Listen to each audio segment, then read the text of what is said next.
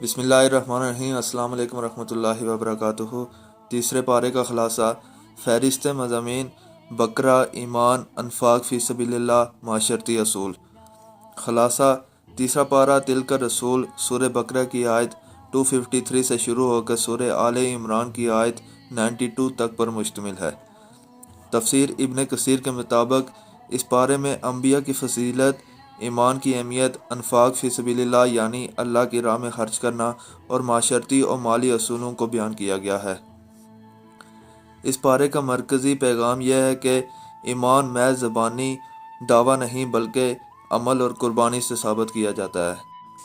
بقرہ، انبیاء کی فضیلت: ابن کثیر کے مطابق انبیاء کے درمیان درجات کا فرق ہے، مگر سب کی دعوت توحید اور ایمان پر ہی مبنی تھی۔ اللہ تعالیٰ نے بعض انبیاء کو مخصوص معجزات اور فضیلت عطا کی ہیں، جیسا کہ حضرت عیسیٰ علیہ السلام کو روح القدس سے تقویت دینا اور حضرت موسیٰ علیہ السلام کو تورات دینا۔ آیت الکرسی سورہ بقرہ 255 قرآن مجید کی سب سے عظیم آیت ہے۔ یہ آیت اللہ تعالیٰ کی وحدانیت، اس کی عظمت اور اس کی حفاظت کی صفات کو بیان کرتی ہے۔ اس آیت کی فضیلت کے بارے میں حدیث میں آیا ہے کہ جو شخص رات کو یہ آیت پڑھتا ہے، اللہ تعالیٰ اس کی حفاظت کے لیے ایک فرشتہ مقرر فرما دیتا ہے۔ انفاق فی سبیل اللہ: اللہ کی راہ میں مال خرچ کرنے کو ایک عظیم نیکی قرار دیا گیا ہے۔ خیرات ظاہر اور پوشیدہ دونوں صورتوں میں دینی چاہیے اور ریاکاری سے بچنا چاہیے۔ صدقہ، زکوٰۃ اور خیرات کے ذریعے دل کی پاکیزگی اور مال میں برکت پیدا ہوتا ہے۔ معاشرتی اصول: سود کی حرمت پر بھی روشنی ڈالی گئی ہے۔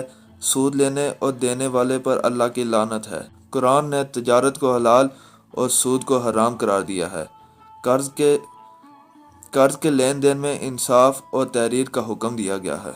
ایمان، نیکی کی اثر روح: ابن کثیر کے مطابق نیکی صرف ظاہری اعمال نہیں بلکہ دل کی نیت اور اللہ کی رضا میں ہے۔ ایمان والوں کو مشکلات میں صبر اور نماز کے ذریعے اللہ کی مدد مانگنے کی تلقین کی گئی ہے۔ آزمائشیں اور صبر: اللہ تعالیٰ اپنے بندوں کو مختلف آزمائشوں سے گزارتا ہے تاکہ ان کے ایمان کا امتحان ہو۔ کامیابی ان لوگوں کے لیے ہے جو صبر اور تقویٰ کا مظاہرہ کرتے ہیں۔ نصیحت: اللہ کی راہ میں خرچ کرنا مال میں برکت اور آخرت میں نجات کا باعث ہے۔